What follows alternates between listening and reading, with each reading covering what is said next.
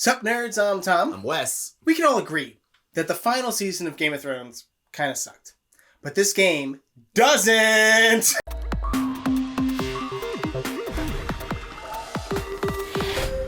we were actually discussing before we started filming that this might be the biggest Tiny Epic game we've played. Just in terms of gameplay and overall, maybe not space on the board, but just... I mean, it does take up a lot of space. It does take up a lot of space. It's not a heavy game, but there's a lot of game to it. There's a lot to it, yeah. I would say this is closer to Heroes of Land, Air, and Sea. I don't know why I pointed off screen to it, but this is closer to Heroes of Land, Air, and Sea than it is to most of the other Tiny Epic game. It kind of reminds me of the game they did, The Last Kingdom. Yeah. Where it has that same area control, medieval combat. I guess that one's Viking, not medieval, but same difference in a board game. But honestly, just the negotiating and the backstabbing and the hey, let's make an alliance here, and then you're not going to honor it. Alliances is a very big part of this game in that. So there's a lot of units on the.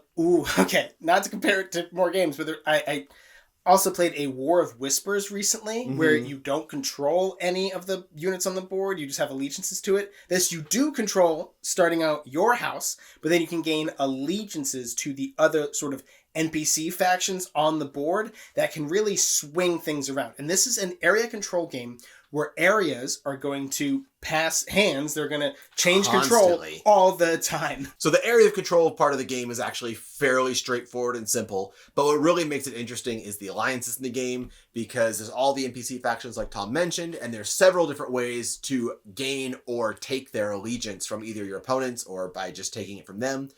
But those factions, when you have their allegiance, those units of the board are now essentially your units. And so you may use those to go out and conquer different areas or beat up your opponents.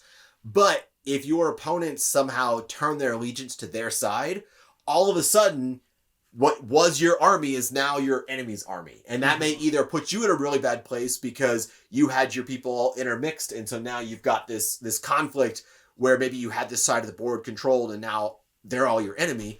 Or you just lost that big fight, or you could lose your castles, which means you're losing King's Landing potentially. The shifting alliance could be a huge swing in the game. The King's Landing, is a big point of contention in the whole show and everything. But, owning areas is good, but King's Landing is a super sweet area that gets you more stuff. But you have to have a certain amount of other castles in order to take it. And you can lose, somebody can attack not King's Landing and make you lose King's Landing, which is pretty crazy. But also, we've kind of skipped over at least the core mechanic of this game is actually a drafting game. We're going to roll dice, and then we're going to draft dice, and then there's going to be a follow portion too. So it's like a 6-round game, but each round you're taking tons of turns, just back to back, where you're going to take your action, you're going to copy other people's actions, and then there is a wild die not a wild die, but an undrafted die that is out in the middle that everybody will take an action. Because you always have two choices. Oh, maybe you have one choice if they're the same die phase, but you always have two dice to choose from when you actually go to take your action.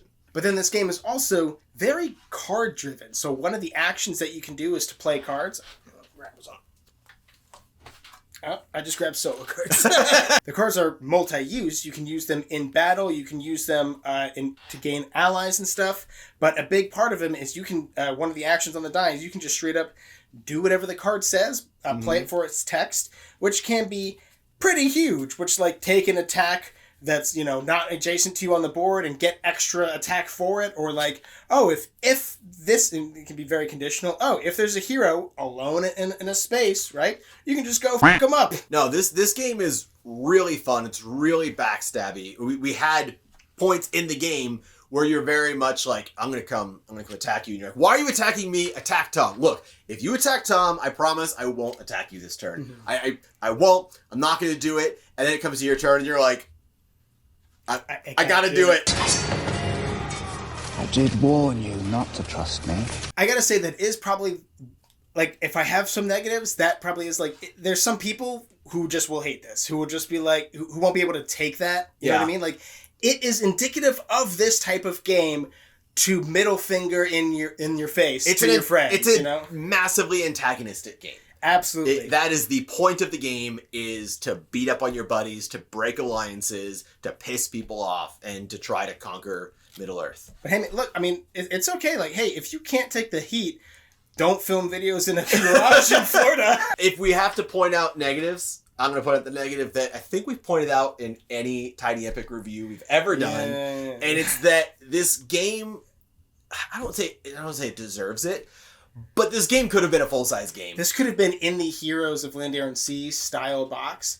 That would have been pretty intense. And it's one of those, I don't even think the components would need to be bigger. Like, you just have a folding board and just have a regular size box. I mean, at that point, these should be, I mean, come on. You could make them bigger. You know, actually, though, I think as I've matured, I've started to see the value of this a little bit, especially when we have, like, we're running out of shelf space, and look, we have one whole cube in the Calyx can hold, like, freaking 200 Tiny Epic games. That cube is also full. I might take that back a little bit and say that I'm actually...